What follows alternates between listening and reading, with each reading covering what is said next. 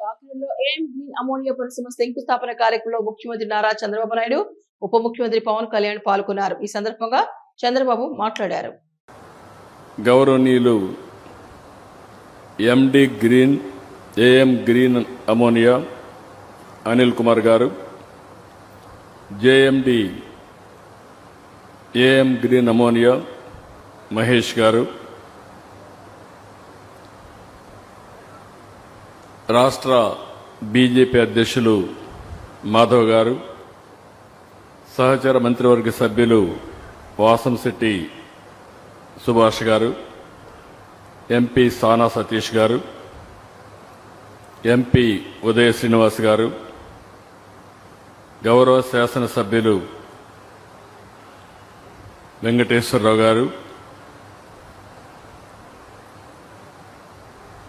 ఇద్దరు కూడా వెంకటేశ్వరరావులే, పి వెంకటేశ్వరరావు, వి వెంకటేశ్వరరావు గారు, కలెక్టర్ గారు, partners of AM green, delegates, distinguished guests and friends, ఈరోజు చాలా ఆనందంగా ఉంది.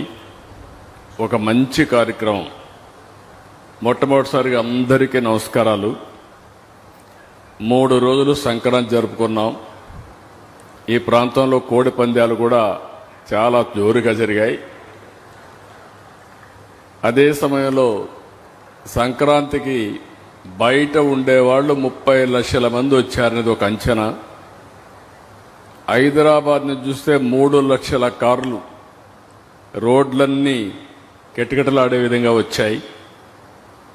అలాంటివన్నీ కూడా 3 రోజులు నేను కూడా మా ఊరికి వెళ్ళాను, నారావారిపల్లికి వెళ్ళాను. నేను చాలా స్పష్టంగా చెప్పాను, మనం ఎక్కడున్నా మన జన్మభూమిని మర్చిపోకుండా మళ్ళీ మన జన్మభూమిని గుర్తుపెట్టుకుంటేనే సార్థకత ఉంటుంది. కాబట్టి తప్పకుండా గుర్తుపెట్టుకోవాలని పిలుపిచ్చాం.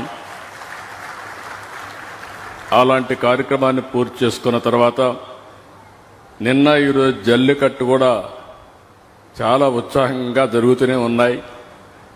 అదే సమయంలో ఈ జిల్లాలో పక్కనే మీరు చూస్తే జగ్గన్న తోటలో ప్రబల తీర్థ ఉత్సవాలు మన ట్రెడిషన్ని ప్రతిబింబించే విధంగా, మన సాంప్రదాయాలన్నీ కూడా గుర్తు చేసుకునే విధంగా బ్రహ్మాండంగా ఈ ఉత్సవాలు జరిగాయి.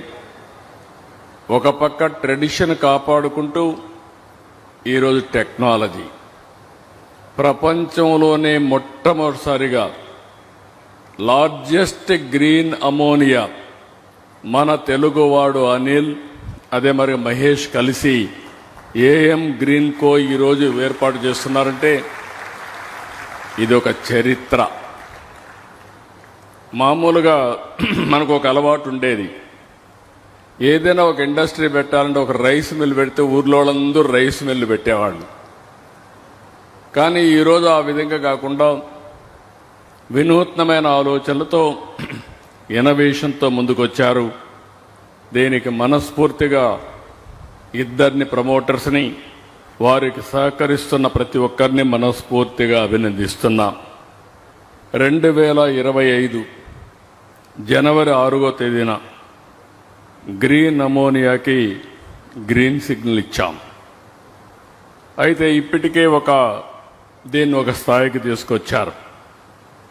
ఈరోజు నాకు ఏమాత్రం అనుమానం లేదు, 2027 మిడ్కంతా అంటే మే జూన్ కంతా కూడా మొదటి ప్రొడక్షన్ కాకినాడ నుంచి స్టార్ట్ అవుతుంది. 0.5 మిలియన్ టన్స్. ఇది ఒక చరిత్ర. ఒకప్పుడు చరిత్ర రాస్తే ఎవరో చేస్తే మనం చూసేవాళ్ళం, కానీ ఈరోజు చరిత్ర తిరగరాయడంలో తెలుగువాడు ముందున్నాడంటే గర్వపడుతున్నా.